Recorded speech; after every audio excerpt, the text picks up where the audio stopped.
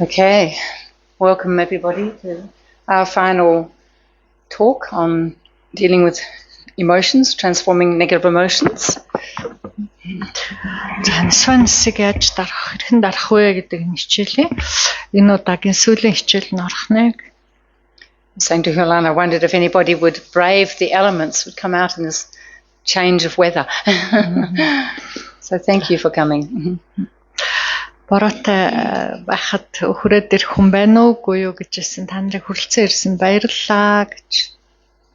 All right, so we'll start with a little bit of meditation and setting our motivation.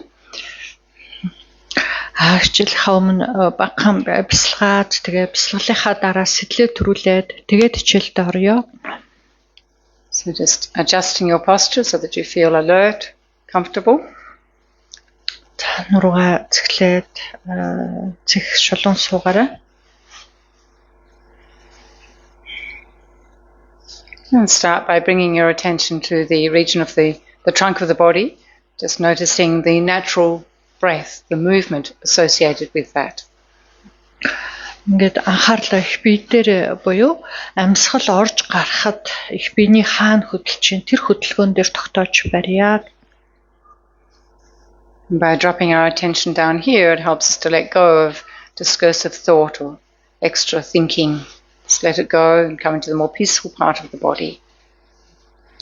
За их биений амьсгалын хөдөлгөөн дээр анхаарал тогтоод биеийн одоо арай рутин лдэв юм бодол эргэлддэггүй чимээгүй хэсэг рүү анхаарлаа тогтоох нь бидний сэтгэлийг тогтоох амарлуулах юм тустай байдаг.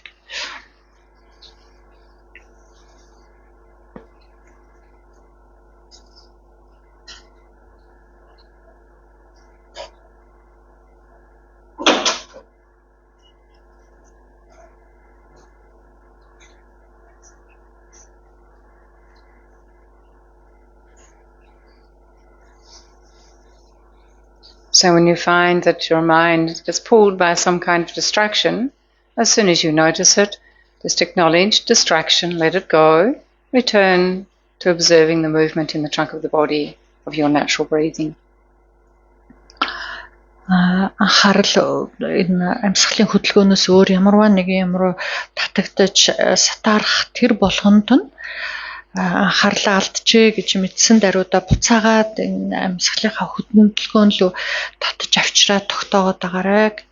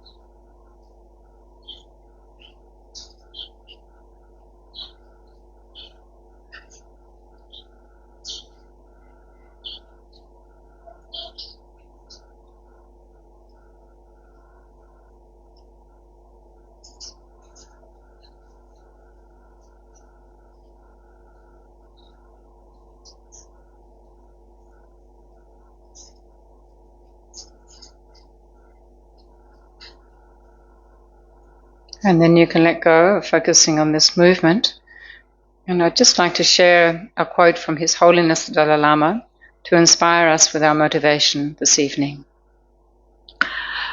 Ямар санаа сэтэл төрүүлэх вэ гэдгээ засахын тухайд би далай огшоос нэг штатяг.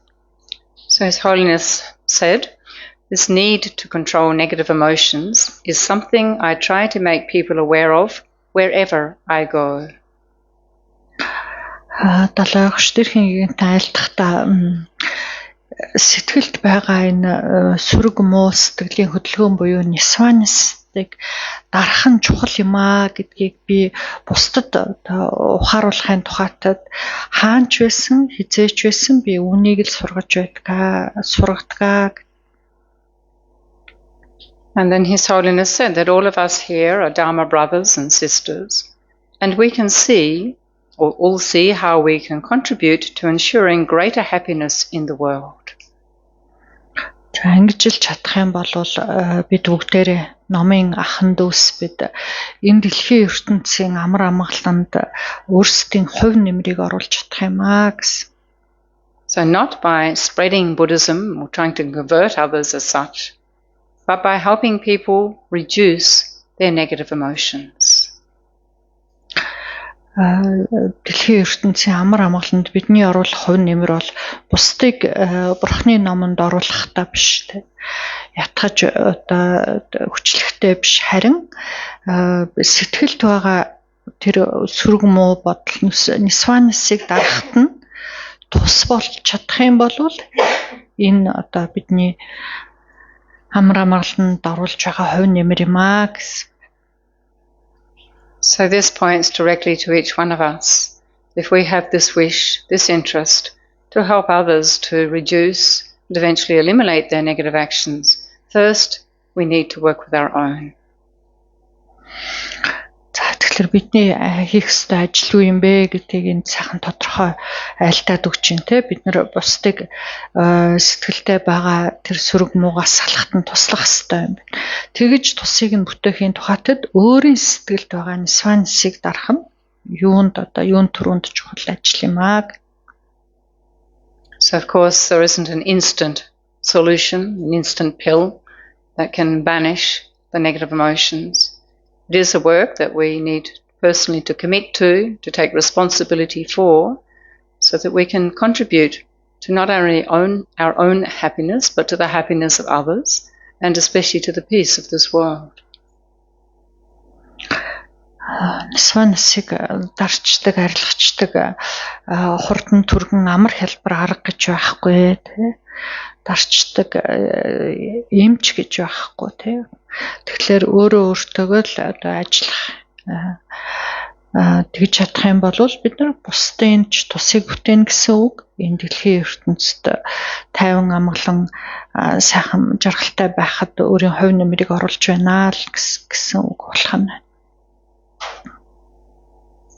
And so now let's take a few moments to generate a motivation to sincerely work with our mind, especially to identify and gradually reduce and eventually eliminate all of the negative emotional states which harm myself and others. За ингээд ямар сэтэл төрүүлж ямар санаагаар номыг сонсвол тустай мэд санагдчихээн түүнийг засаж төрүүлээрэй гэх. Өөрийн сэтгэлд байгаа хортой сүрэг муу бүхнийг би ажиглаж харж анзаарч мэдээд түүнийг багасгах, бууруулах, улмаар түүнээс хаагцж ангижрах энэ тухайтад би хичээе, шамдъя, үүгээр өөртөө болоод бусдад тустай байя гэж боддог.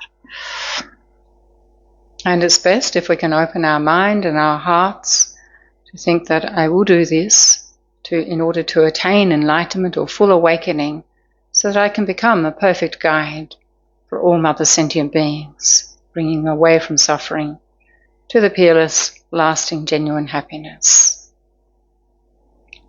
Тэрчлэн би үгээр номыг сонсож санаж дурдсанаар амьтан болгоны тусыг бүтээхийн тухайтад амьтан болгоныг зовлонгоос нь хагацуулж хэрэггүй амгалангийн хутагт хүргэхийн тухайтад би өөрөө бурхны хутагт хүрье.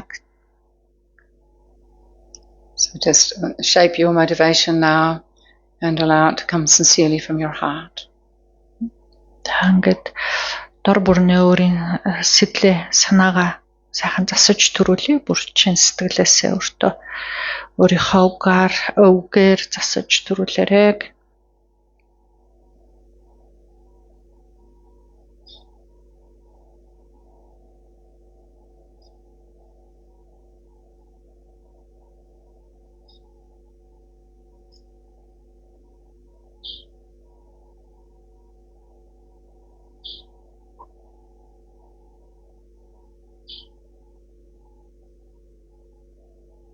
Okay, thank you.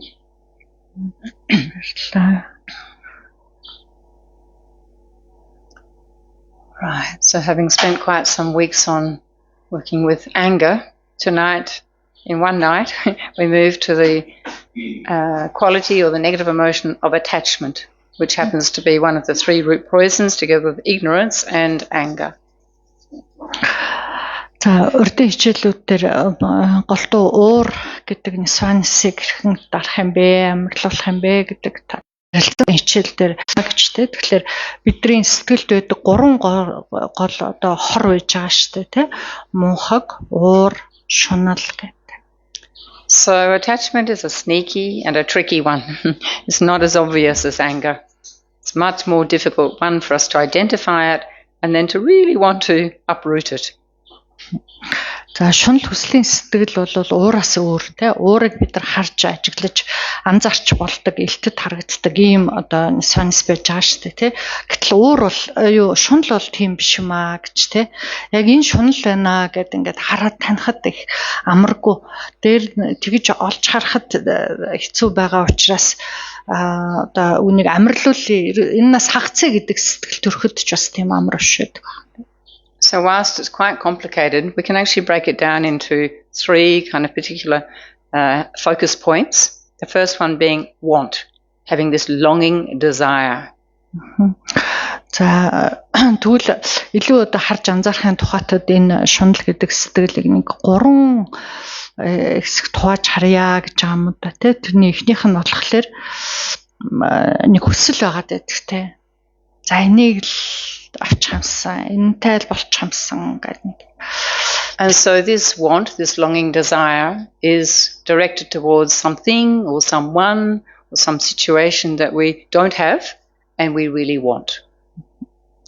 За тэр хүслийг бид нэр хүслийн маань орон хүн байж болно тийм үү? Эд зүйлс байж болно. Ямарваа нэгэн нөхцөл байдал байж болох нь тий. Одоо өөрт байхгүй байгаа. Гэхдээ өөрийн болгочих юмсан гэсэн нэг тийм хүсэл төрөөд байгаа тийм юм байна. And if longing desire is successful, then we get what it is that we want, so a person or something, and then we don't want to let it go. We're stuck. You know, this is where the attachment really comes into play. We got, and then we're hanging on to, clinging, don't want to let it go. За хүсэж байгаа тэр юм аа тий тэр нь хүн ч байж болно, эд зүйлч байж болно, нөхцөл байдалч байж болно. Хүсэж байгаа юм авчлаа. Тэгээд авчихсан хойноо яах вэ? Тэрнээсээ салахгүй байх юмсан гэж зуралдаад байдаг тий. Энэ бол одоо шунлаа тий. And then we would think that by having longing desire and then actually being successful in getting what we wanted to fulfill that desire, that we would be content, we would be happy. But no, because it's a delusion, there's another aspect we call greed. So the discontentment starts to creep in. Oh, you know, it was fantastic in the beginning, but now it's changed. I want something better. I want something different. Yeah? Maybe you can recognize this in your life with people, with stuff, with things, material things, even with experiences and situations. За хүсэж байгаа юм олоод авчихсан хойноо сэтгэл ханах юм болов гэтэл тэгдэггүй шүү дээ гэж тий. Яагаад ханахгүй вэ гэхээр энэ нөгөө хортой сэтгэл муу нөгөө нисванис учраас хэрвээ тэр одоо нисванисаар өдөгдөг байсан бол авах юм бол жаргалтай болох юм байна л да. Нэг сайхан ханаад явчих юм байна л да тий. Гэтэл тэгдэггүй шүү дээ тий. Олоод авчихлаарэ яадаг бүр улам шундаг үстэй. Одоо бүр гоёыг олоод байгаа тий. Бүр сайхныг, илүү дээрийг, илүү олныг, илүү аривныг гэдэг ингээ яваад өгдөг тий. I recognize this. Does it sound familiar? Тэ таньд одоо байдаг санагдаж байна уу? Өөрт тийм сэтгэл төрдгөө. Yes. So it starts out by, okay, if it's a person, noticing some person that we find attractive, then the desire starts to grow. You know, I really want to be with that person, or I want to know that person. I want to hang out with that person. Whether it be a friend or a more intimate relationship.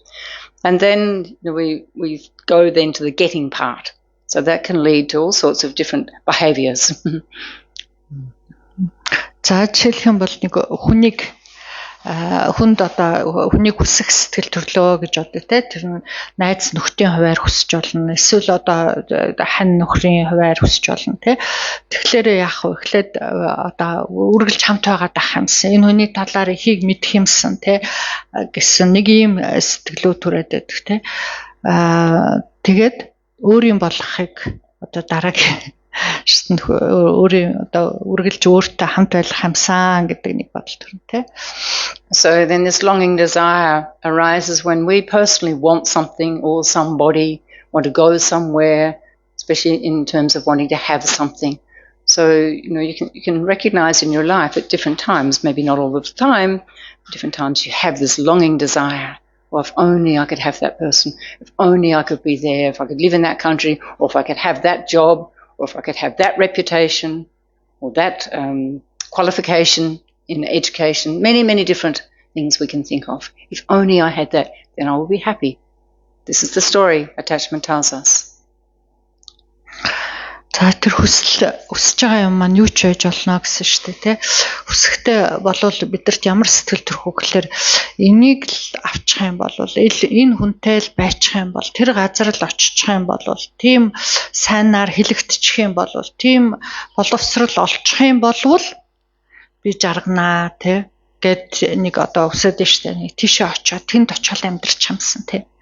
Тийм сургуульд өсчих юмсан. Тэгэд тийм нэр хүндтэй болчих юмсан гэл тий. Тэгвэл одоо яг өөртөө яах нь тэрүүгээр л жаргал ирчих юм шиг санагдаад байна. So longing desire, we think of an example like perhaps respect. We think that if people respect me, then I will be happy, I will feel secure in my life.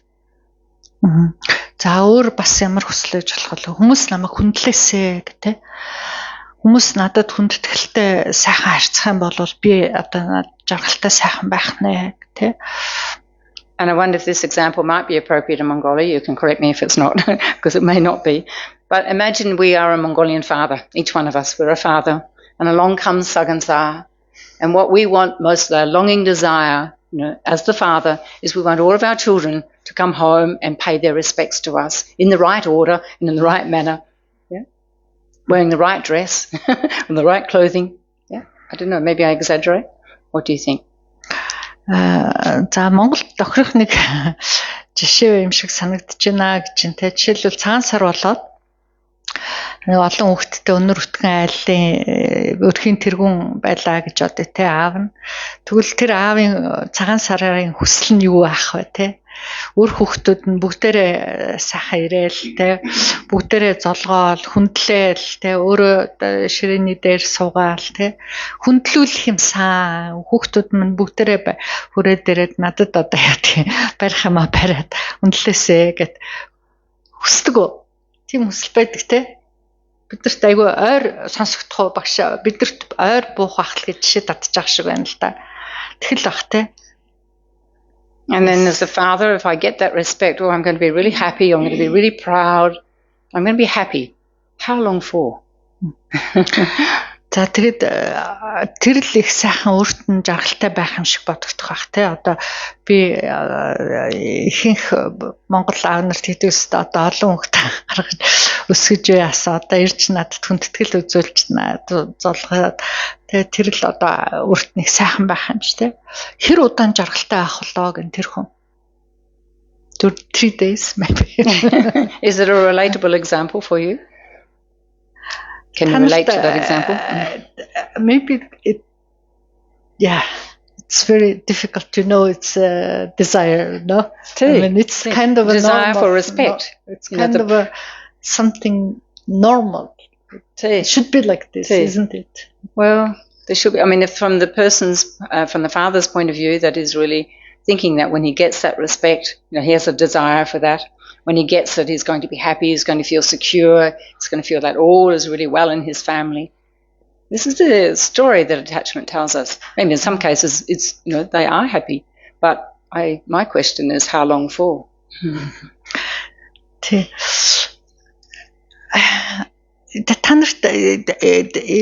Бод ирж гэнэ үү те одоо өрхийн тэргүүн аав нь ингээд над дээрэл хүн болгон хүндлээл золгоол намайг хүндлэх ёстой те гэд ингээд бодож штэ те тэр тэгвэл л надад айгүй сайхан жаргалтай байна гэд тэр хүн бодож чинь те. Тэр жаргал хэр удаан үргэлжлэх болоо гэж те. Нэг хөндлүүлэх гээд байна да те. 15 хоног. 10 days. 15 days. 15 days. Бас удаан байна те. Би бол 3 хоног гэж хэлсэн. Хүүхдүүд явах хүртэл те. Until they all left children. Yeah. It's an interesting example to think about. And then if they didn't get that respect, the children didn't come to visit, or some of them didn't come, then maybe father, as father, we're going to feel very hurt and sort of, suffering. Why didn't they come, So, but this, of course, it's a cultural expectation, like you said, Hulan, it's like a cultural norm in Mongolia. However, cultural norms and, still there's attachment, and expectation. And when the expectation's not met, what comes? Usually anger. Maybe anger's too strong. Maybe some sort of hurt, but anger can definitely come to anger. Why you didn't come, Can you imagine father, you saying this to your children? Тэг яг жишээ та нар жоохон хэцүү сонсогдож байна л да. Яг л нэг Монгол бидний хувьд болохоор нэг эн чинь ёс уламжлал юм чинь тийм л ах хэвчтэй штэ л гэдэг нэг тийм хамгийн түрүүнд орж ирэх юм те. Гэтэл нөгөө нэг эцэг хүний зүгээс намайг л ирж хүндлэх хэвээр гэ те. Ингээд байгаад байдаг. Гэтэл санснаар нь болохгүй тохиолдолд те магадгүй зарим хүүхэд нь ирж чадаагүй ч юм уу, зарим хамаатан садан нэр золгож чадахгүй байхлаар яадгүй. Нөгөө хүн чинь бүгдээрингээр нь хөндлүүлэх гээд байдаг. Гэтэл зарим нэрж чадахгүй болвол нөгөө бодсон үссэн юм биелэхгүй болохоор юу төрхлээ? Уур, гомдол, онсон тэ. Okay. So then attachment is a mental attitude that exaggerates the good qualities of a person, persons, of any situation, and particularly material things. Our mind of attachment is under the influence of attachment, just like when it's under the influence of anger, it does certain things.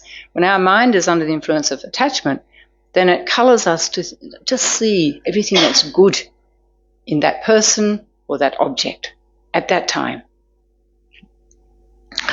За тэр хүсэл гэдэг сэтгэлдээ автаад тэрний нөлөөнд орчхороо бид нар тэр сэтгэлийн нисванисынхаа эрхэнд орчхоор бид нар нөгөө хүсэж байгаа юмаа бүр хитрхи гоё одоо сайхан болгож хараад идэх те. Хэрвээ ямар нэгэн хүнийг хүсэж байгаа бол тэр хүн зэгтэйхэн сайхан санагдана. Ямар нэгэн одоо нөхцөл байдал хүсэж байгаа бол тэр нөхцөл байдал бүр хамгийн сайхан зүйл болж санагдана. Хэрвээ эд хөрөнгөнд чунж байгаа бол тэр эд хөрөнгө одоо бүр жаргалыг өгөх юм байна гэж харагдах нь байна тий. So the difficulty is that we don't realize that attachment's telling us a story, and quite often a lie. It's not true, but we'll get into that. But just to recognize, what does anger cause us to do? In terms of looking at objects or looking at people, attachment's causing us to exaggerate the good qualities. What does anger do? Уурын үед уур автаараа бид нар яадаг лээ нөгөө уур хурж байгаа орноо. So the other side of the coin, seeing the negatives, seeing all the things that are wrong with the person or the thing or the situation. But attachment has a different story. Дандаа муха болохгүй юм олж хардаг штэ уурын үед те. Тэгвэл шунлын үед эсрэгээр байх нь тийм үү? Хитийдүүлээд гоё те. Тэр шунлын сэтгэл маань намайг хуураад мэхлээд байна гэдгийг бид нар өөрсдөө анзаардаггүй юм байна л те. Тэрэндээ автчихлаар үнэхэрийн тийм сайхан юм байгаа юм биш шиг хараад хууртагдаад мэхлэгдээд явдаг байна. So on a conventional level, of course, generally speaking, within the world or within a culture, within nations, there is a relative beauty, there is a relative ugliness, there's a relative good and bad, but it's not inherently existent, which is the way that our mind views the things that we're attached to or that we desire, and also the things that we have aversion towards. We see it as something intrinsically existent in that way. За хэдийгээр харьцангуйгаар те ямар ч ёс соёл улс орон хүн юу ч байл тэнд бол харьцангуй сайхан юм гэж мэдээж байгаа шүү дээ те харьцангуйгаар сайхан юм байж байгаа үзэсгэлэнтэй гоё гэж юм байж байгаа те гэхдээ тэр ямар ч сайхан юм байлаа гэсэн тэр нь яг мөн чанараасаа өөрөө бүтээд үнэхэрийн тийм сайхан юм гэж байдаггүй юм аа гэдгийг ойлгох юм байна тийм. So the mind of attachment causes us to see, let's use person, to see that particular person that we're desiring or we're attached to as being inherently beautiful, inherently good, all the projections of the good qualities, certainly in the beginning. But then as we go along in the relationship, some cracks begin to appear. Maybe start to see some faults which we could not see at first. So attachment actually blinds us to seeing any negative. Yeah. За жишээлх юм бол энэ шиг одоо дандаа татдагч нэг хүнд татагдах те нэг хүнийг сайхан гэж харах те. Тэгэхээр тэр хүнийг хараад ихэнх үедээ яадгүй нөгөө хүнээ бол ерөөсөө угаасаа л ийм сайхан юм те. Маш сайн юм байна. Ингээ өөрөө бүтчихсэн ямар ч одоо алдаа дутагдал байхгүй юм сайхан юм байна л гэж анханасаа хараад идэх тийм. Тэгээд цаг хугацаа хамт байгаад цаг хугацаа өнгөрөх тусам бид нар гівийн олж хардаг үстэй ийм юм тагталтай юм байна, гимтэй юм байна, алдаатай юм байна гэж гарч ирдэг те. So then with this person, the mind of attachment, my mind or your mind is saying all these things about this person. Now if it existed from its own side, then everybody who met or saw this person would see the same. If it exists from its own side. За хэрвээ миний тэр үсээд байгаа нүдэнд харагдаж байгаа шиг тийм сайхан өөрөө бүтчихсэн сайн хүн байсан бол тэрийг хүн болгон үнэхэрийн өөрөө бүтчихсэн тийм сайхан бол хүн болгон яг ижлэхэн харах хэрэгтэй юм байна л да. Энэ хүн бол үнэхэрийн сайн хүн байна гэж бүгд яг ижил харах хэрэгтэй. Of course, there are some people in this world, fortunately, that have so many good qualities. And we could say that perhaps a majority or many people would see that person as a really good person. But not everybody. So, for example, His Holiness the Dalai Lama or, some of our lamas, some of our teachers, from our side, of course, they have all of these qualities. But to somebody else, they don't see this. In fact, they see only negative. За бидний амьдарч байгаа энэ ертөнцийн сайн сайхан эрдэмтэй сайхан шид чанартай олон хүмүүс байгаа шүү дээ гэж те ихэнх олон хүн сайхан хүн байна гэж хардаг. Дээрхийн тэгэнтэн Далай Лама нэг жишээ байна тийм үү бидний ихстэй ислам багш нар маань те гэтэл хүн болгон тэднийг бидний харж байгаа шиг тийм сайхан юм аа гэж хардггүй гэвэл үгүй шүү дээ гэж. Одоо бүр дайсан гэж харж байгаа хүмүүс хүртэл байна шүү дээ. True? Yeah.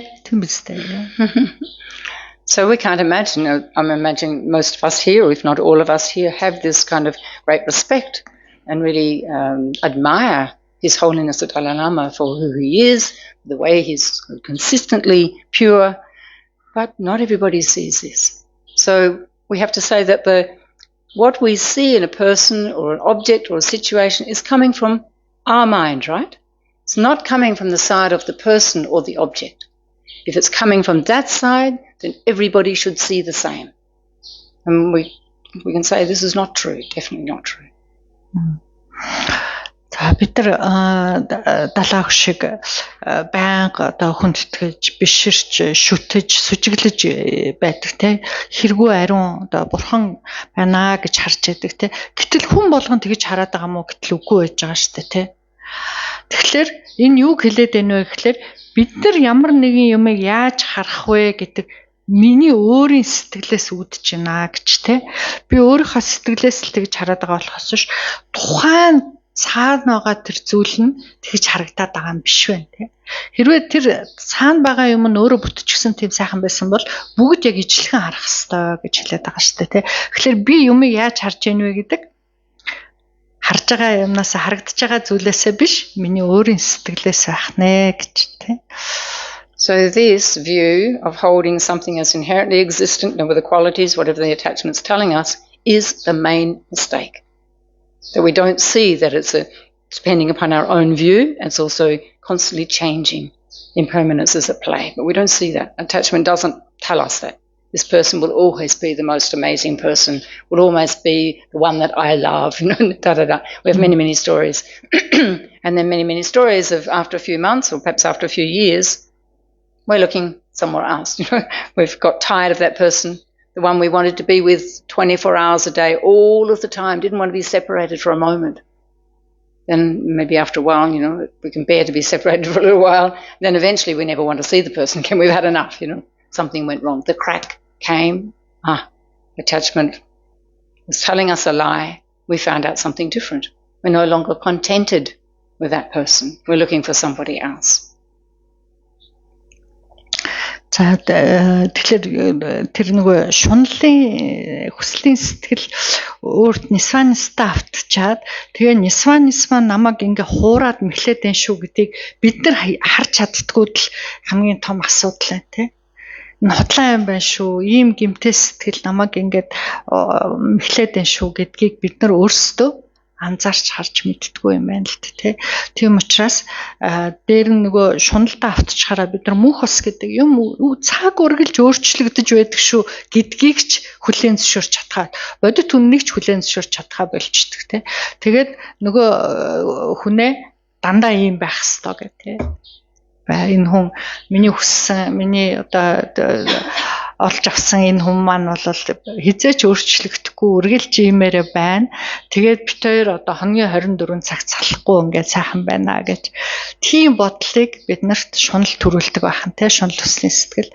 Тэгээд нөгөө хоногийн 24 цагт байна гэжсэн хамт байна салахгүй гэжсэн хүмүүс чинь яах нь хугацаа өнгөрнө юм өөрчлөгдөд хамт бүр нэг харж чадахгүй хамт байхаатгаа харж чадахгүй юм төрдөг шүү дээ. Тийм үстэй тий. Тийм зөндөө байдаг үстэй тий. True. Танарт тохиолдчихсэн нөө. Okay. So attachment arises in two stages. And the first stage is the mind of attachment superimposes. In other words, it projects onto the person, the object, qualities. That the attachment thinks that if I have those qualities in that object or person, it's going to make me happy. So whether the qualities are there or not is another matter. This is in our mind projecting. За шунлын сэтгэлийн хийдэг ажил нь болохоор юу гэхээр нөгөө миний авъя гэд хүсэж байгаа тэр орныг гүжиртэй дэтг. Гүжиртнэ гэж те хотлаа те энэ юм л намайг жаргалтай болгох хүн байна уу эд төлгийн зүйл байна уу мөнгө байна хамаагүй энэ л намайг жаргалтай болгоно гэдэг тийм гүжиртлэг одоо гүжирддэг сэтгэл бол шунлын сэтгэл те. And then the second stage pardon me, is that it generates attachment, generates clinging and grasping toward the object or person based on these projection or projections. За тэгээ тухайн юм нь өөрийнхөө зүгээс ямар гэдгийг одоо ерөөсө тоохгүй шүү дээ. Тэ өөрөө яг ямар мөн чанартай юм бэ гэдгийг тоохгүй. Өөрийнхөө сэтгэлийн зүгээс гүжиртээд ингээд айгүй сайхан юм байна гэд харцсан учраас яг уу өөрийн болгож авъя гэдэг. Тэ зуралдаад эхлэх нь шүү дээ. Тэ шунан тачаан гэд хэлдэг тэ. So as I said before, attachment, the mind of it, under the control of attachment causes us to exaggerate the qualities. Then it superimposes these qualities onto the person, material things, whatever it might be, and we don't see any faults. We're incredibly biased. We're not able to see the faults. За тэр гүжирдэх үедээ бид нар тэр тухайн зүйлийнхаа одоо өөрт нь байгаа шин чанарын дандаа хэтрүүлж идэг те. Байгаагаас нь илүү одоо болгож хараад байдаг. Дээр нь ерөөсөө ямар ч гим алдаа гимийг олж харж чадхаа болчдөг те. Тэгэхээр энэ бол дандаа гүжирдэж байгаа. Юу чгүй ямар ч муу юм байхгүй тийм сайхан юм байна л гэж хараад. And then based on this mistaken conception, this projections and belief that's inherently existing in the person, we grasp onto the object and we become attached. We're in the get stage or the got stage, we're trapped.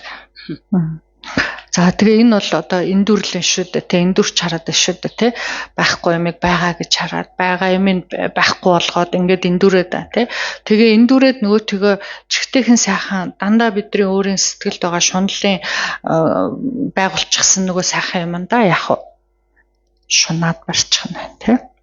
We're in the spider's web. If we're the fly, we're trapped.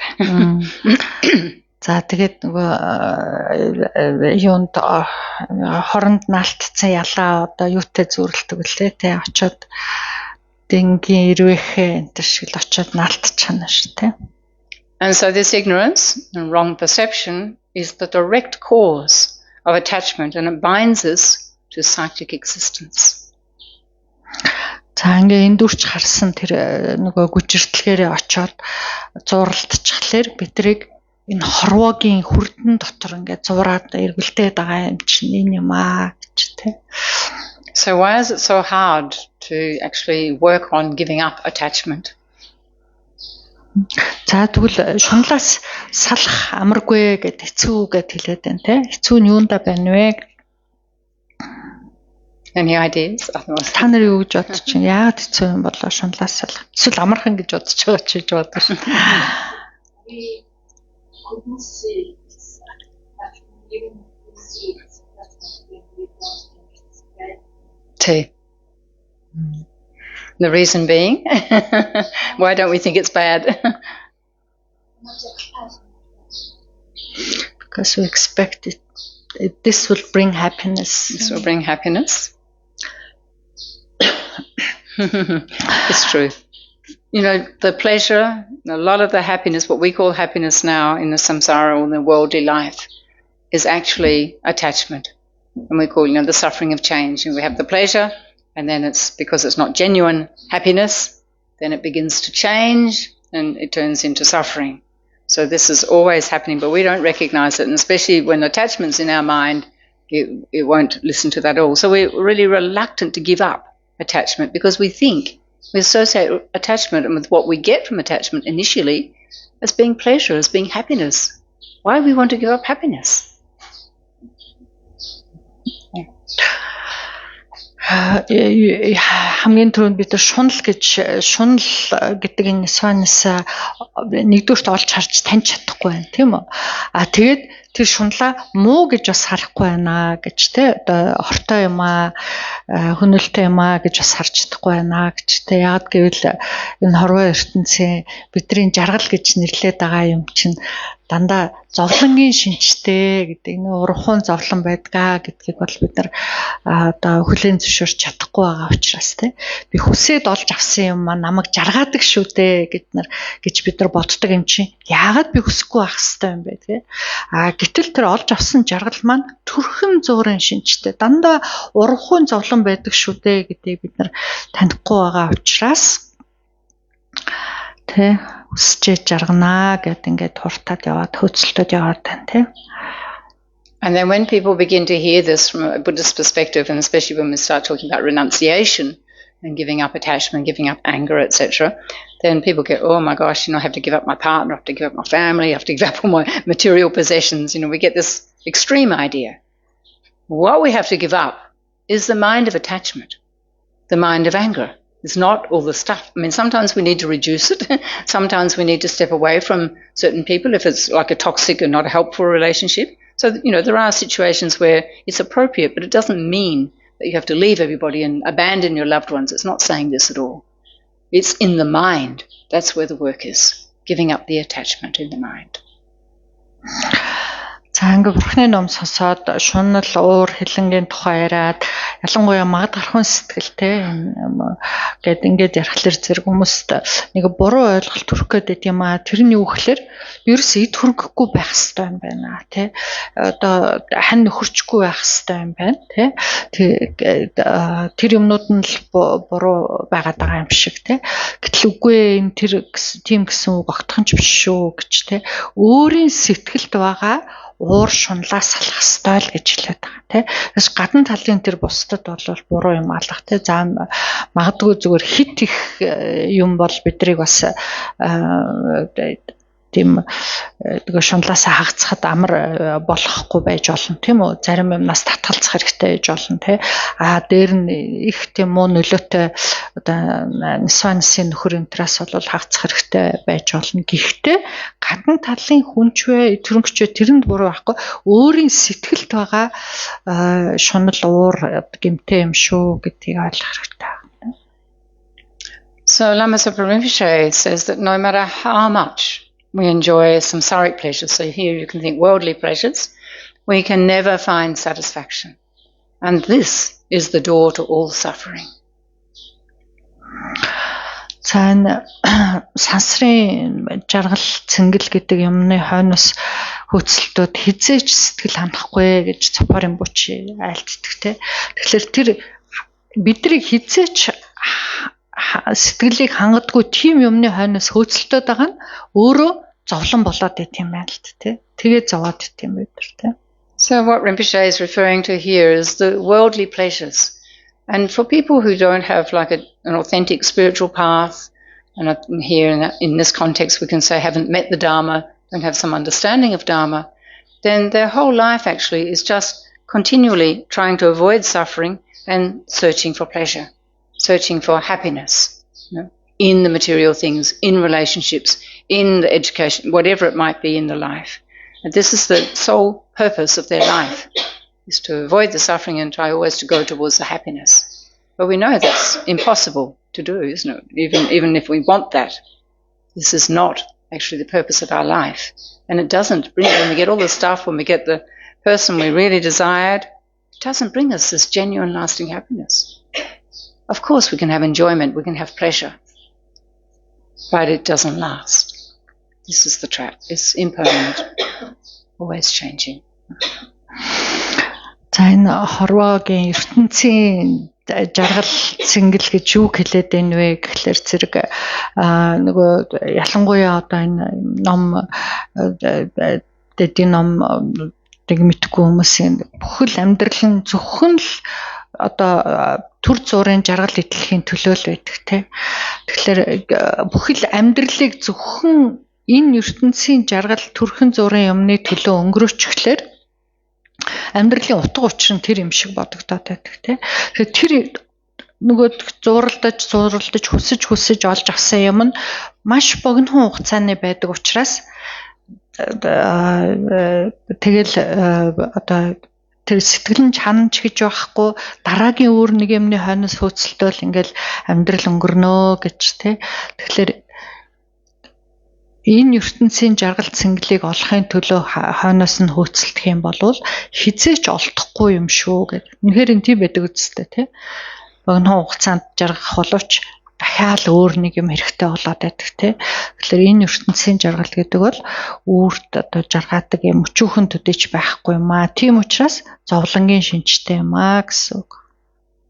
And then apart from just being unhappy when we can't get what we want, when attachment doesn't get what it wants, there's actually another problem associated with attachment, and it's very much to do with the fear of not being able to find or get that which you think will make you happy. And then if you do get it, the fear is that you're going to lose it. It's going to change. It's not going to last. За нөө хүсэж байгаа жаргалаа олж авахгүй бол эсэргээрээ бид нарт одоо уур гомдол онцгор юу гэдгийг цөхрөл төрнөө гэсэн шүү дээ. Тэрнээс гадна бас дагаад айдас гэдэг нэсванс төрчдөг те. Юмаа хүссэн юмаа олж авахгүй бол яана гэдэг айдас юм те. Эсвэл олоод авчих юм бол алтчихвал яана гэдэг айдас байнга дагж авчдаг те. So then attachment brings us very much to something that we all experience and really hope for happy relationships. So we think that, when we find the right person, then we're going to be happy. Then there are healthy relationships. Of course, there are many healthy relationships. There are also countless dysfunctional ones. Sorry to say this, but many, many unhappy relationships.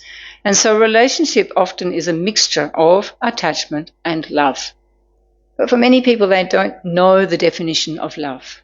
Genuine love from a Buddhist perspective, definition. За бидний одоо энэ амьдралд эгэлжрийн хүмүүсийн хувьд хүсдэг нэг том хүсэл бол сайн хантай болох тий. Сайн үнтэй уулзрах гэдэг нэг том хүсэл байж байгаа шүү дээ тий.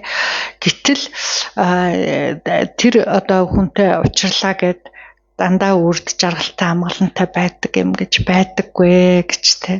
Харамсалтай энэ одоо эгэл хүмүүсийн хоорондын харилцаанд таарч тохирохгүй болохгүй юм нь болж байгаагаас их байдаг шүү дээ гэж тий. Тэгэхээр ийг л энэ одоо Римийн харилцааны хоорондын харилцааны суурь нь болохоор хайр гэхээсээ илүү шунал байгаад байдаг учраас эсвэл хайр шунал нь холилдсон байдаг учраас юм аа гэж тий. Тэгэхээр бидний нөгөө нэг ертөнцийн хайр гэж хэлээд байгаа юм чинь одоо Бурхны номонд хэлсэн хайраас арай өөр байгаад байна тий. So, for example, when attachment is operating, we talk about relationship because it's something very obvious here for us, then from your own side, there's more interest in that person making me happy or providing for me what I want, what I need. The moment they stop doing that or they change something about that, the conditions change and they're no longer doing that, then what happens? We become unhappy and we hear this comment, well, you're not the person I married. You know, what happened to you? You changed. You're no longer doing what you used to do. Одоо бидний хувьд энэ Ирим хүмүүсийн хоорондын харилцаа хүмүүс харилцан хоорондоо шунах сэтгэл бол айгүй илт байдаг учраас тэр харж болдог учраас энийг жишээ болгож автгийм байх тий. Тэгээд эхэндээ яадгүй бид нар энэ хүн л намайг жаргалтай болгох юм байна. Миний хүссэн болгоныг надад өгөх юм байна. Жаргалтай учруулах юм маань байна гэж ингэж нөгөө шунлынхаа хүслийнхаа сэтгэлээр шунаад хараад гүжиртэй тараад байдаг тийм үү. За тэгээд гүжирдэж хараад нөгөө хүнээ өөрийн болгоод автал яадгүй хэсэг хугацаа өнгөрсөний дараа бидраас ихэнх хүмүүсийн амнаас ямар үг гардаг вэ? Чи өөрчлөг айгүй өөр болчлоо шүү дээ. Өөрчлөгдчихлоо тий. Чи анх нөгөө миний танилцсан хүн биш вэ шүү дээ тий. Яагаад нөгөө надад хэлдэг үгээ хэлэхгүй байна, хийдэг юм хийхгүй байна. Ингээд эхэлдэг тий. And of course that can happen in a relationship, or does happen, does happen. And then sometimes, couples are able to make up and, the person starts doing again what pleases the other one, especially if they want to maintain the family harmony or the relationship itself. But actually, this neediness from our side is making a very unhappy or a very dysfunctional relationship. What makes a healthy relationship is actually based on love. Love with the definition of wishing for the other person to be happy, to always create the causes for happiness. So this is something very different to being needy and wanting that person to give you what you want. За тэгэхээр энэ дээр ямар асуудал гараад байна гэхээр үргэлж нөгөө нэг миний хүсснийг л өгөх ёстой гэдэг нэг байнгын нэг хэрэгцээ шаардлагатай тэрийг л одоо тэрийг нь л хангаж авах ёстой гэсэн. Тийм нэг юмн дээр ингээд нөгөө хоёр хүний харилцаа тогтоод ирэхэр чи айгүй эрүүл сарвал биш болоод ирж байгаа маа гэж тий. Юун дээр тогтвол эрүүл харилцаа болох юм бэ гэхлээр зэрэг нөгөө асрал хайр тий. Энд одоо асрал хайрын тодорхойлолт нь юу вэ гэхлээр нөгөө үнэ жаргалтай байгаасай. Жаргалын шалтгааныг бүтээгээсэй гэдэг. Энэ жаргалтай байгаасай гэсэн ийм сэтгэл бол жинхэнэ нөгөө асрал хайрын сэтгэл байж байгаа тийм юмн дээр тогтсон харилцаа бол харьцангуй эрүүл байж болох юм байна гэж тийм. So in a very ideal, healthy relationship, both persons have this is based on love. And so both actually are more interested in the other's welfare. And then children, whatever it might be, but they're not needy from their own side. They're not saying, if you don't do that for me, I'm unhappy. It's like you want to make the other person happy. This is you think that, is that even possible? But it is possible. You rarely see it, but it's possible. And then when we're in a relationship, that's what we can work towards. And it doesn't mean that you become the doormat for the other person. Of course, you still have your life, you have your integrity, you have, your job, whatever it might be. But in terms of your relationship, you are more interested to support, help the other person. Тэгэхээр болж өгөх юм бол одоо төгсдөг л төр сайн одоо нөхрийн хоорондын харилцаа гэхэл хоёр талаасаа хоёулаа тийм асрангуй сэтгэлтэй байх юм бол өөрөөр хэлбэл аль нь нөгөө хүнийхээ жаргалыг эрхмэлдэг те. Мэдээж одоо өр хүүхдтэй болох юм бол өр хүүхдийнхаа жаргамлалыг эрхмэлдэг.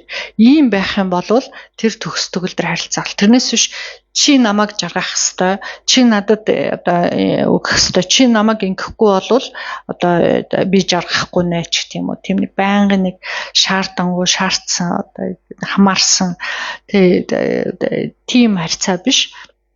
Аль нь одоо аль-альныхаа гэр бүлийнхаа бусад гишүүдийнхаа жаргалыг эрхэмлсэн ийм байх юм бол одоо энэ их эрүүл сарвал харилцаа болох юм байна л да. Гэхдээ одоо энэ маш ховор баха гэж те. Ховорч гисэн байдаг ийм харилцаа гэж байж болох юм байна тийм үү. Тэгэхээр нөгөө өөнийгээ жаргалыг эрхэмлэн гээд өөрөө бүр нэг өхлөний алчуур шиг юм болчихно гэсэн үг биш шүү гэж те. Өөрийнхөө одоо гэсэн ажил төрөл хийдэг хүндэлдэг эрхэмлдэг юмтай ч гэсэн өөрийнхөө бус гэр бүлийнхаа бус гишүүний жаргалыг эрхэмлээд ингэ явж болох юм гэж те. And then for people who have some self-awareness, then there's actually a difference. A physical difference that you can recognize in yourself. If your attachment is based on, your relationship, is based on attachment, then there will be a physical restriction around your throat and your chest, especially when attachment's not getting what it wants in the relationship. Tight, you mean restrictions? Restriction, tightness. Yeah, tightness.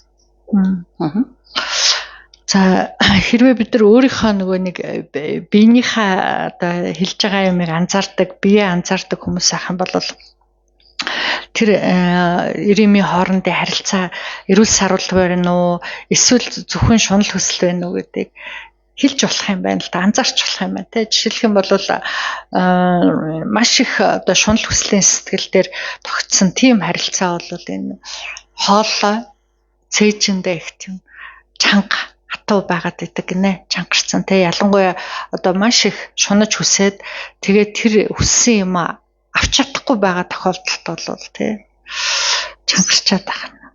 So you check especially when an argument's brewing or things are not going along too smoothly. Just check, see if you can detect this in yourself. Whereas if your relationship is based on love, especially from your own side, ideally the other person would have the similar, but maybe not always. But you have an openness and a warmth around your throat and chest. So there's a very different physical response or, sensations you can be aware of. Like your thermometer to tell you, is it attachment or is it love? За тэгвэл өөрийн сэтгэл ямар байна вэ гэдгийг биеэрээ анзаарч болох нь шүү дээ биен дээрээ. Жишээлх юм бол өөрөө чинь хоолой дээр юм уу эсвэл цээжин дээр зангарчаад ах юм бол энэ бол нэг л биш байна, шунал хүсэл байна гэж болох нь тий.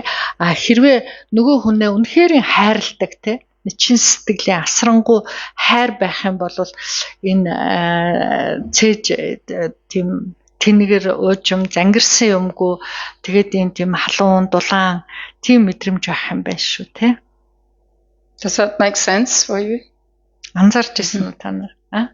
Do you think it's possible to have a relationship based on love rather than attachment?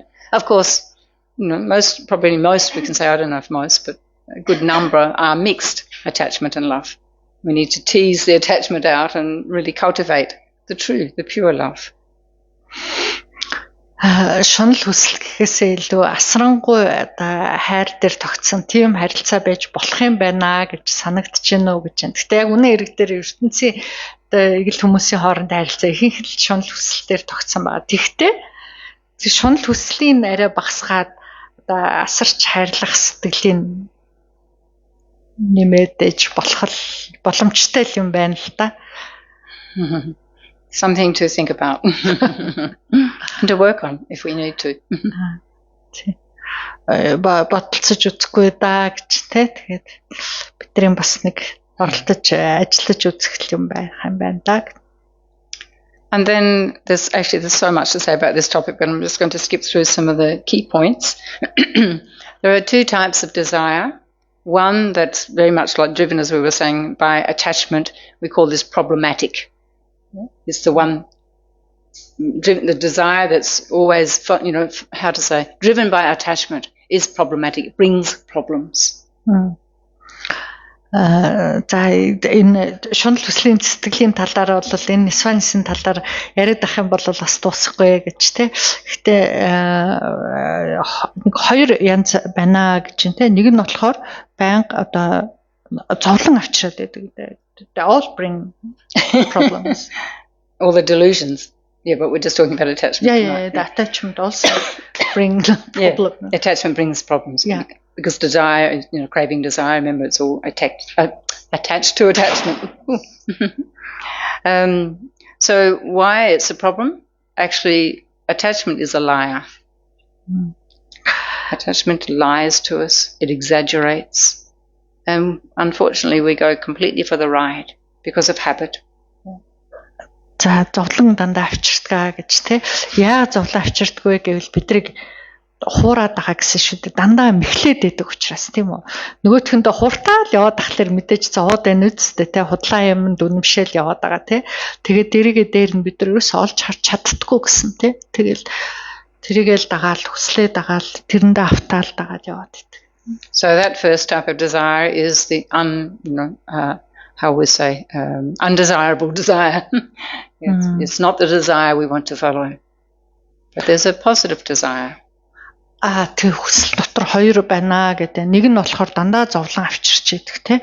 Хизээч сэтгэл ханна гэж байхгүй. Тийм нэг хүсэл байна. Нөгөөх нь бол бас эерэг хүсэл гэж байна гэж тий.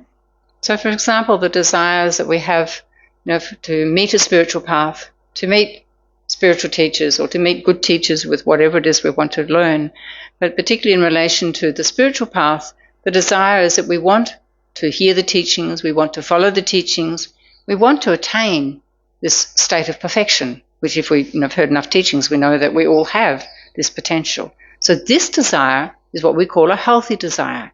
If we didn't have any desires, we have no interest to follow the Buddha's path, no interest to follow any spiritual path. Yeah, because it's not the norm, the norm is just following the worldly desires.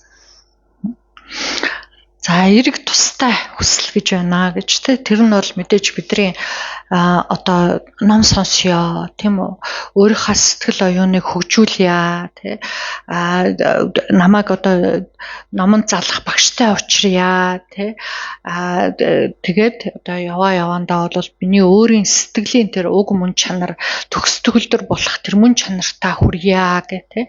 Тэгэхээр одоо бол бид нар олон одоо ном олонтоо сонсож байгаа хүмүүс бол бидэрт бүгдээрэнд нь бурхан болж бүтэх тийм үр хөрөнгө мөн чанар байдгаа гэдгийг мэдж байгаа. Тэгэхээр тэр өөрийнхөө мөн чанарт хүрье гэсэн ийм хүсэл бол биднэрт мэдээж тустай байна гэж тийм. Тэгэхээр ямар хүслээ дагах вэ гэдгийг бид нар сонгож болох нь шүү дээ. Дандаа нэг ертөнцийн одоо хизээч хандж чаддгүй тийм хүслээ дагаад явах юм уу?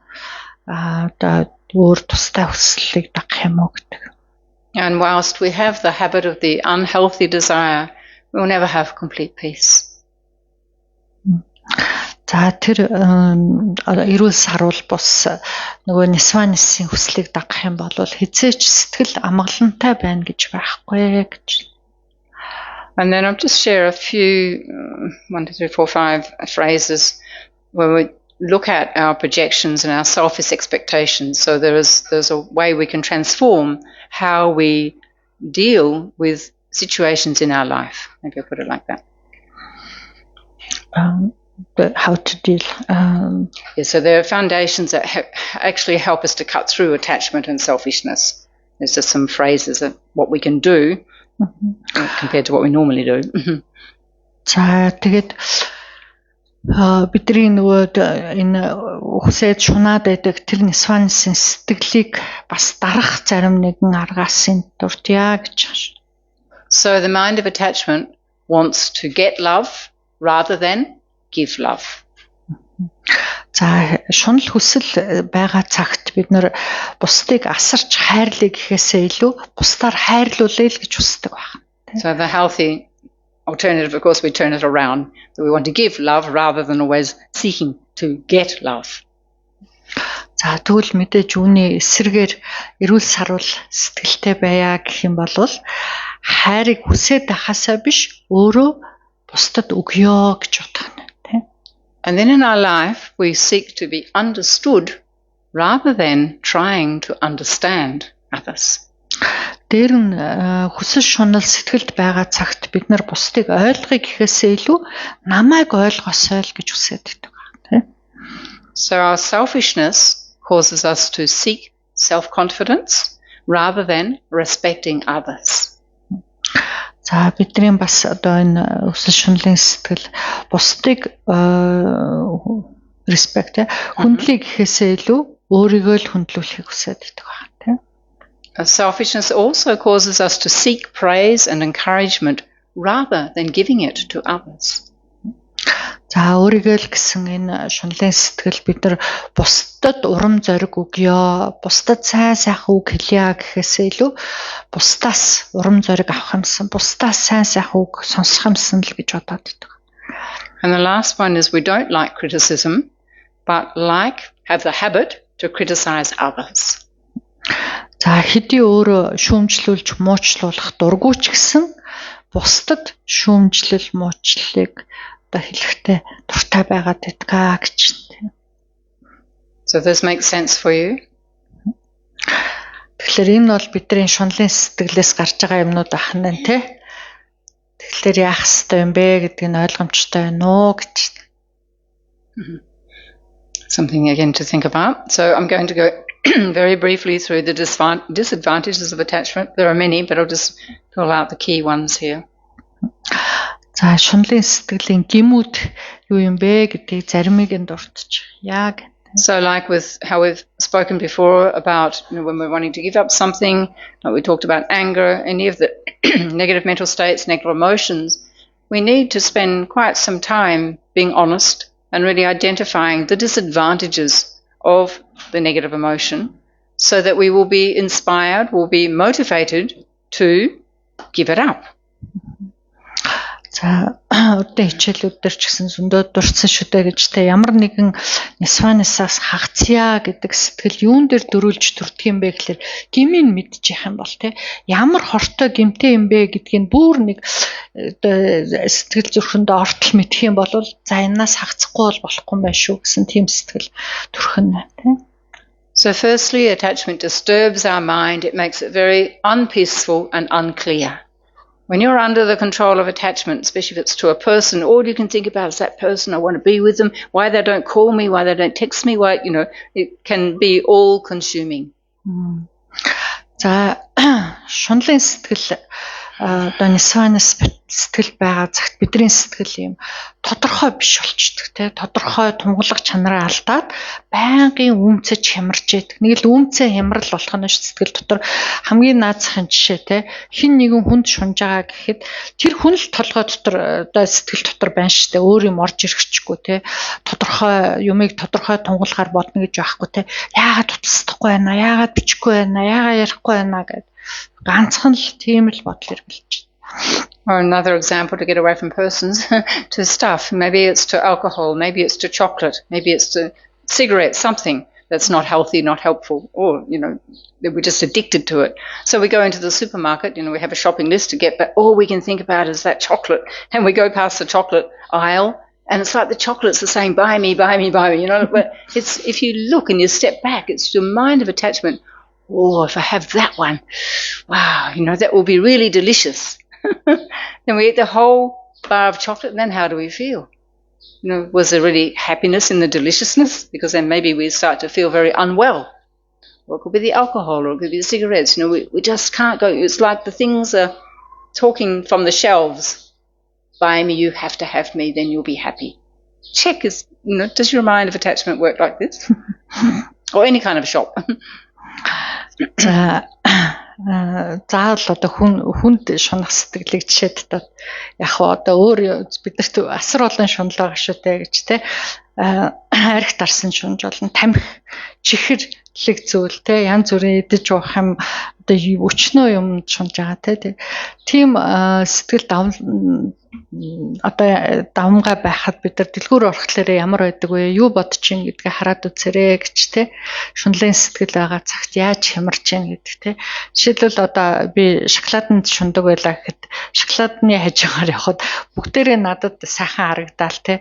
Бүгдээрээ л чи одоо энэ намайг идчих юм бол аюу сайхан жаргалтай болно шүү л гэж хэлээд байгаа юм шиг санагддаг гэж те. Тэгэхээр одоо сэтгэлд юу төрж ийн тэрийг хажаад үзээрэй гэж те. За тэгээ жаргах юм байна гэдэг сэтгэлтэй автаад нэг шоколад аваад идчихлээ. Хэсэг хугацааны л нэг юм байж байгаа шүү дээ сайхан. Тэрний дараа юу болох вэ? Магадгүй айгүй бол хотод мотоо бол хямраад дуусах байлгүй дээ гэж те. Аригч гэсэн яг адилхан шүү дээ гэж те. I remember listening to one teacher. He actually lives in Sydney. And he said whenever he goes to the supermarket, the worst aisle for him is the potato chips. He says, sometimes he can get through and get out of the shop without potato chips, but it's constantly in his mind. He said most times his hand goes and it's like the chips come. It was very, very, how do you say, graphic, made it very interesting example. And he said, just can't go past. And then I get home and I eat it all and then I'm so thirsty and I'm so unwell. Why I did it? Because attachment had the upper hand. Yeah. Maybe you have something that grabs you when you go shopping. Maybe the iPhone or the phone, you have a phone, it's working well. But, there's this new model.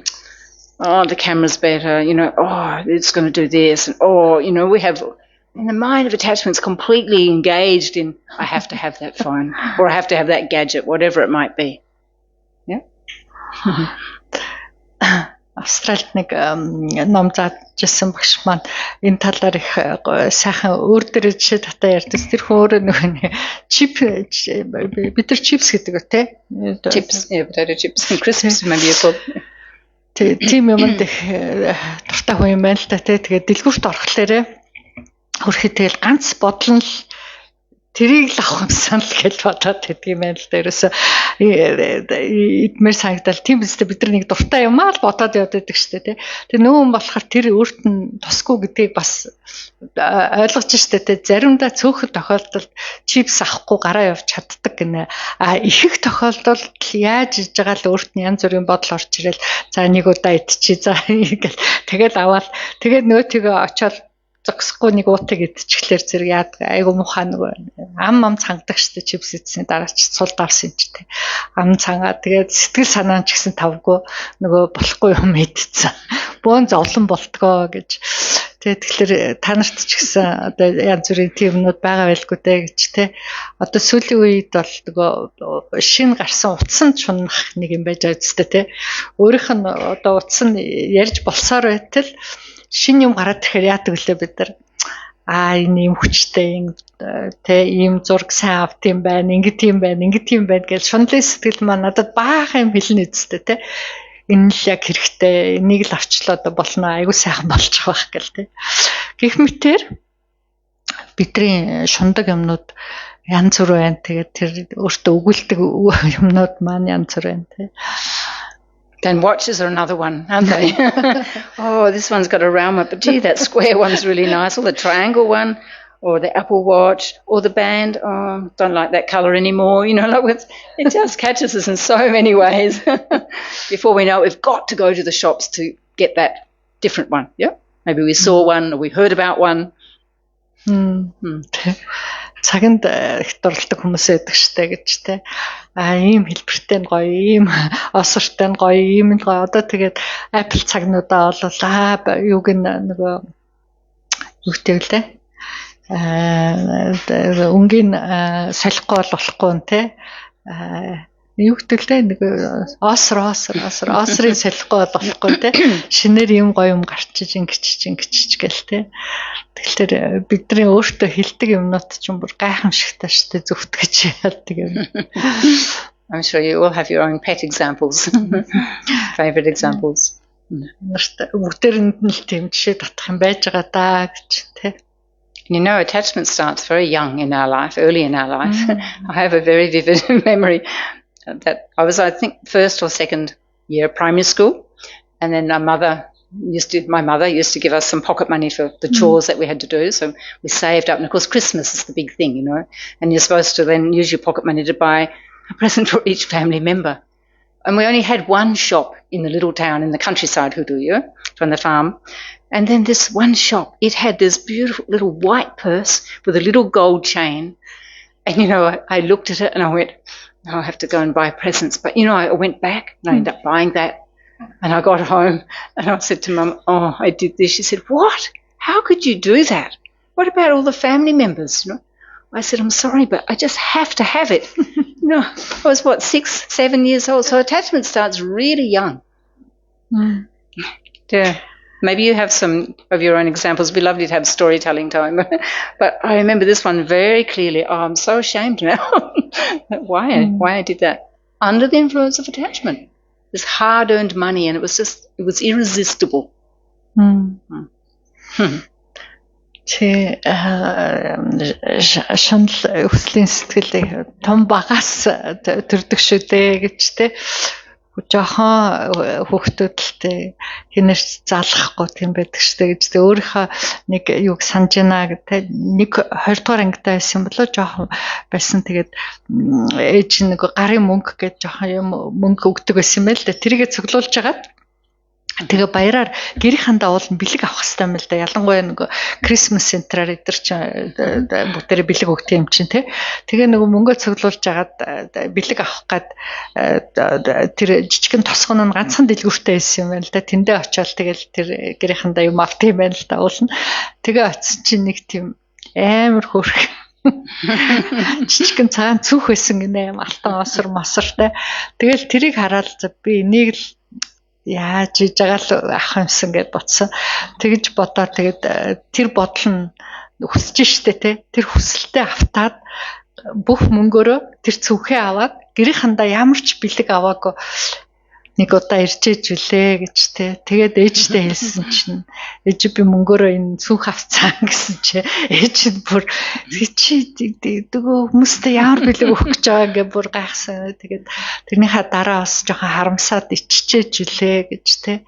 Яах аргагүй одоо шунал хүслийн сэтгэл тэр байна шүү дээ гэж те. Тийм багасаа л хар багасаа л бид нар тийм болчдөг те.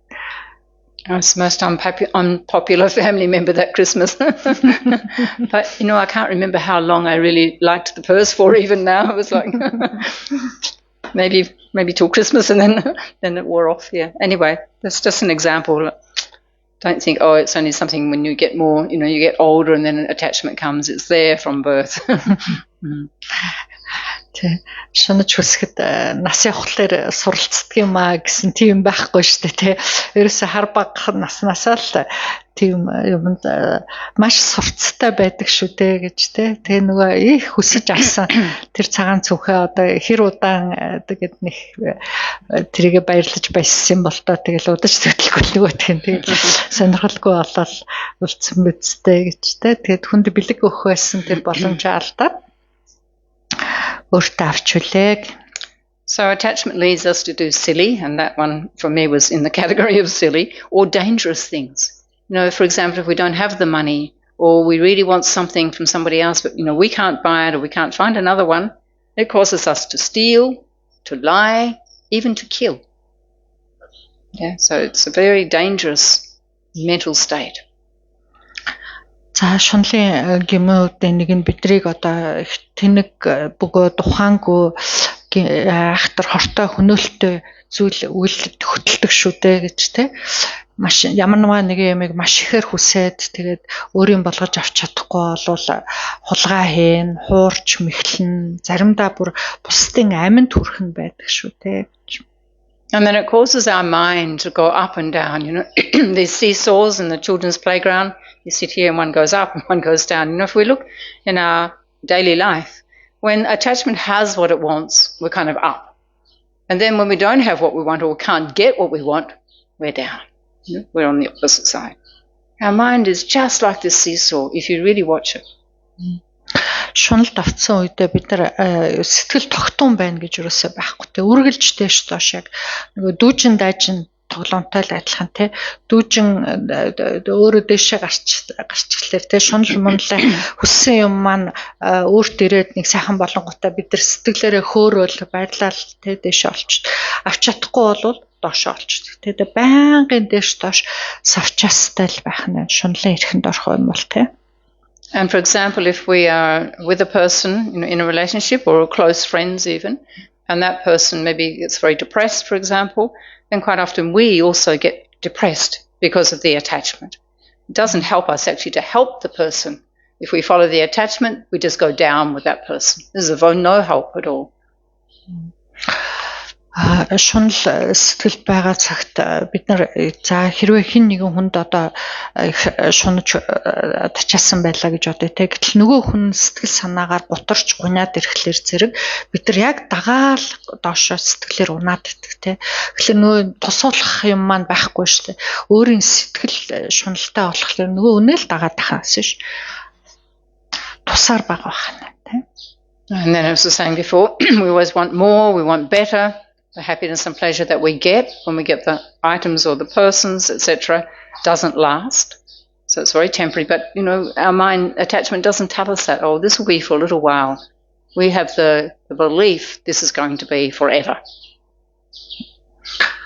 За тэгэд шунал хүслээ дагах юм бол үргэлжийн нэг сэтгэл хангалуун биш байх. Тийм л тойрог дотор орчих нь байна те. Гэтэл шунал хүсэл маань бидэрт юу гэж хэлдэг вэ гэхээр эсэргээр хэлээд байдаг те. Энийг л авчихвал энэ хүнтэй л учирчихвал ийм л юмтай болчихвол жаргана гэдэг. Үрдийн юм амлаад байдаг аахгүй тэр шунлын сэтгэл маань.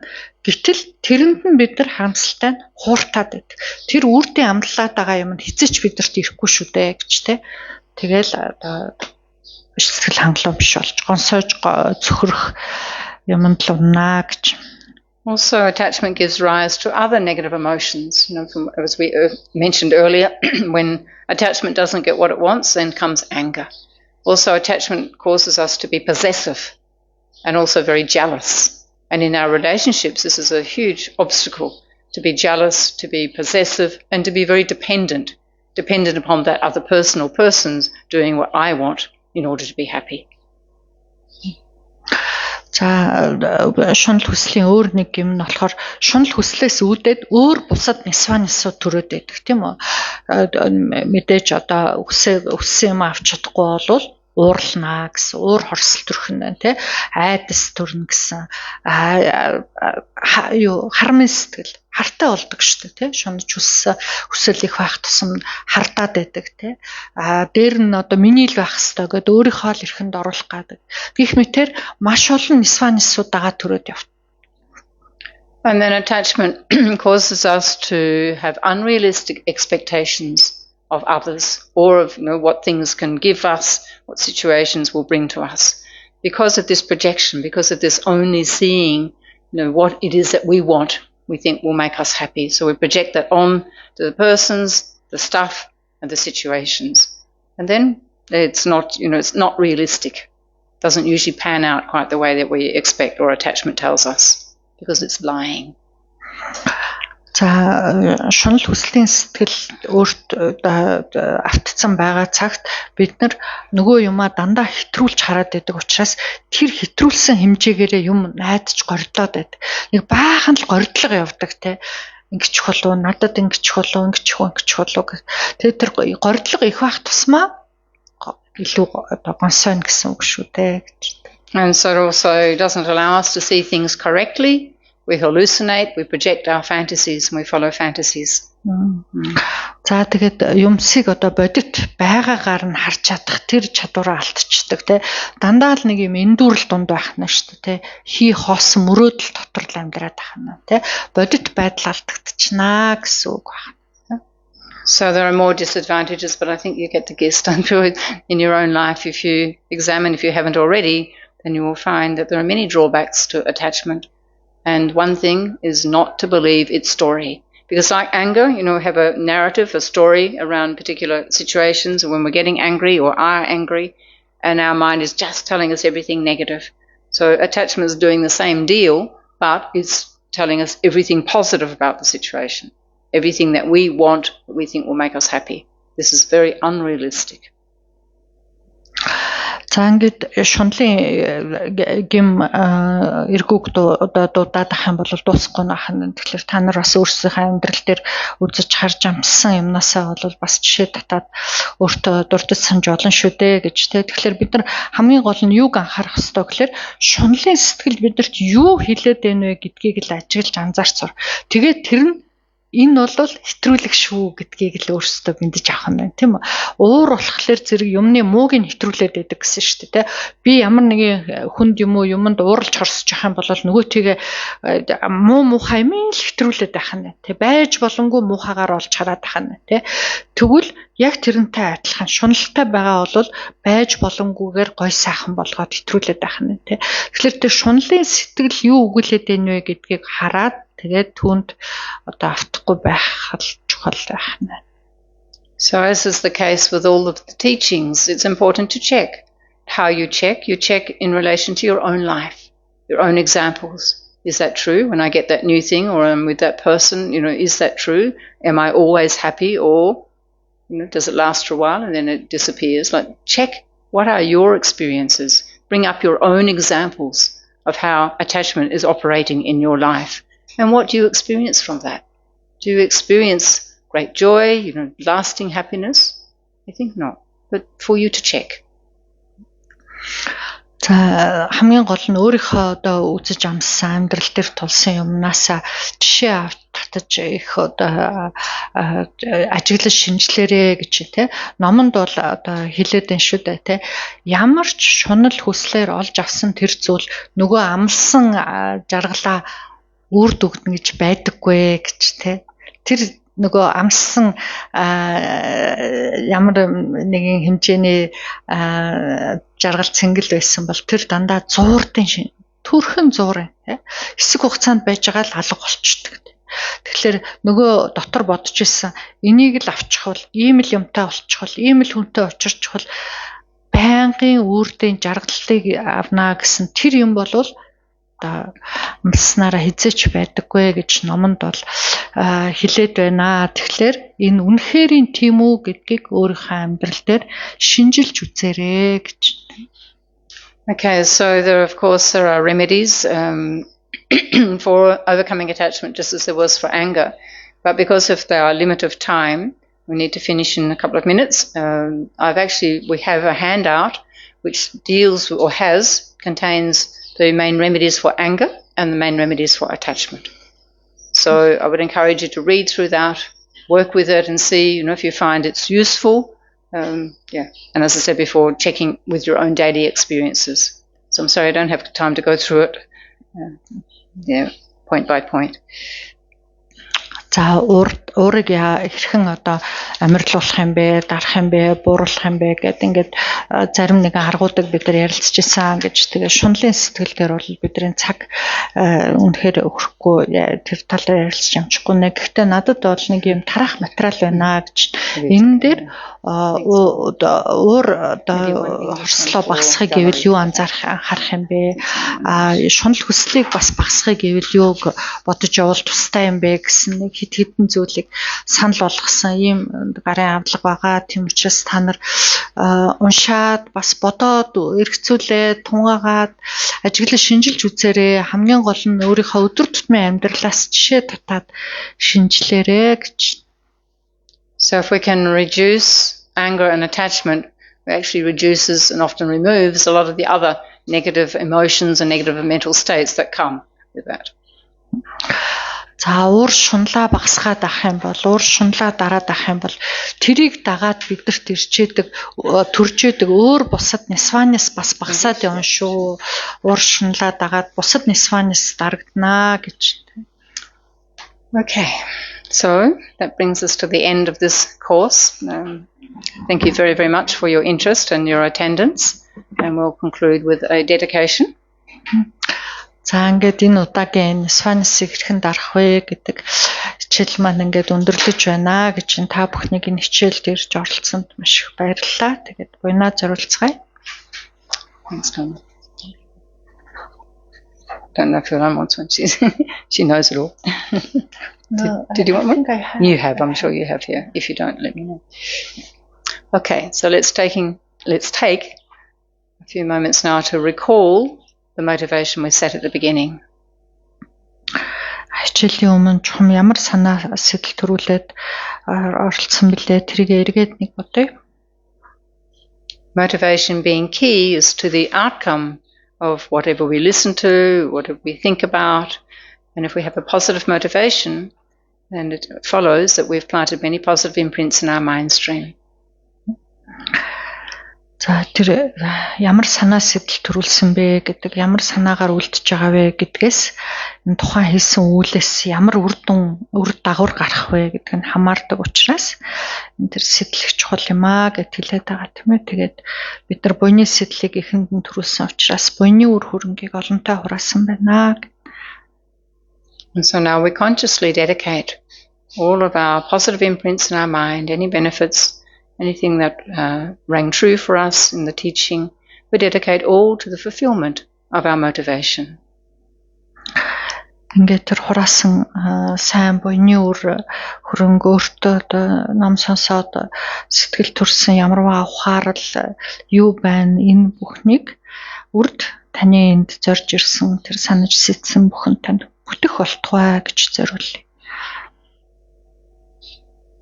And then having made the effort to attend the class either in the Kompa or online, then for this reason, having made that effort, that we will continue with our effort to work with reducing, especially anger and attachment.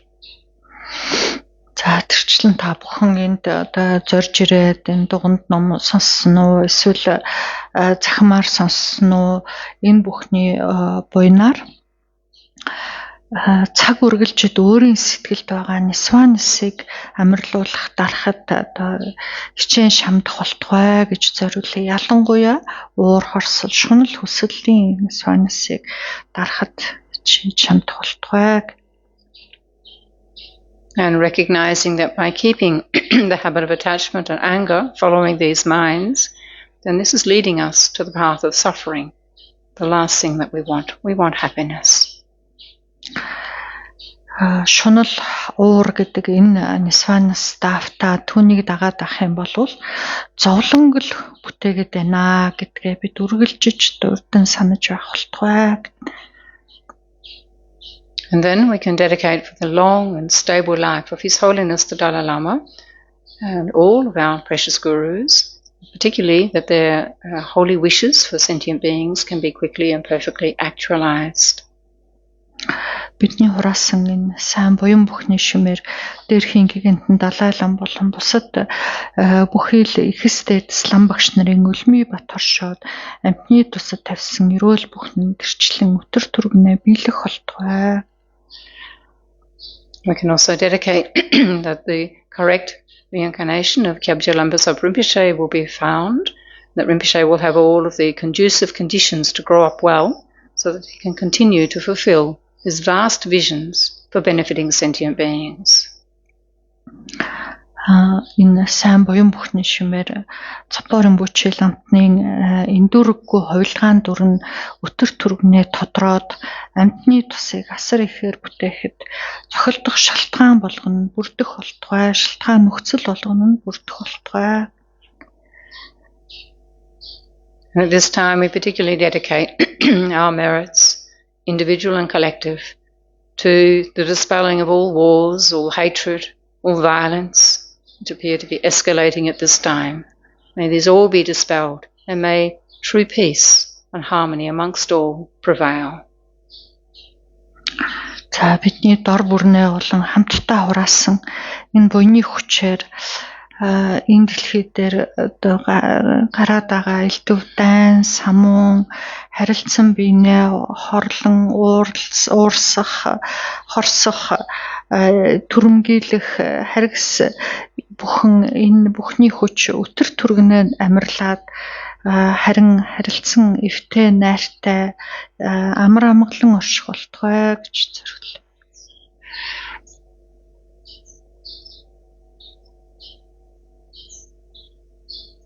Thank you very much, Masik Baitla.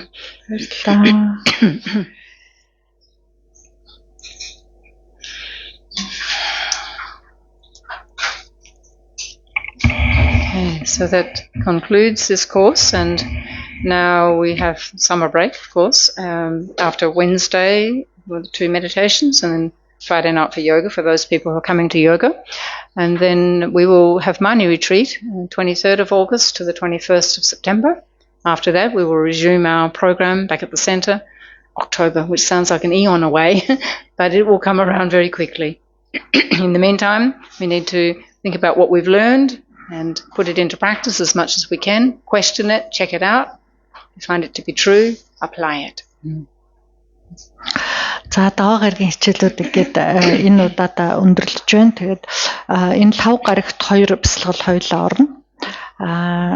Баасан гарагийн йогд ирдэг хүмүүс бол йогийн хичээл бас байж байгаа.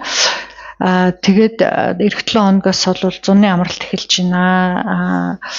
8 сарын 23-нд майнын бүтээл эхэлнэ. Тэгээ майнын бүтээл эхэлтэл амралт эхэлж байна. Тэгээд майнын бүтээл 1 сарын хугацаанд явагдаад тэгээд дараа нь манай 10 сарын эхнээс манай төвийн хичээлүүд эхэлнэ гэж байна те. Хэдийгээр их хугацаа одоо болоогүй мэт санагдах боловч юугүй л одоо цаг хугацаа өнгөрөөд хичээлүүд эхлэх болчдөг шүү дээ. Тэгээд тэр болтол та бүхэн энэ дээрээ сонсож дуулсан юм ажиглаж шинжлээрээ тий бодож санаж дурдан санаж байгаарэ. Хэрвээ тэгээд энэ ном үнэн мэт санагдах юм бол сэтгэлдээ бүтээгээрээ өөрийн болгож аваарэ. So thank you. I wish you all a very pleasant, relaxing, happy, joyful summer. За бүгдээрээ тэгээд зуныг баяр баясгалантай амар тайван сайхан өнгөрөөгөөрэй. Okay, bye, Claire. Thank you so much.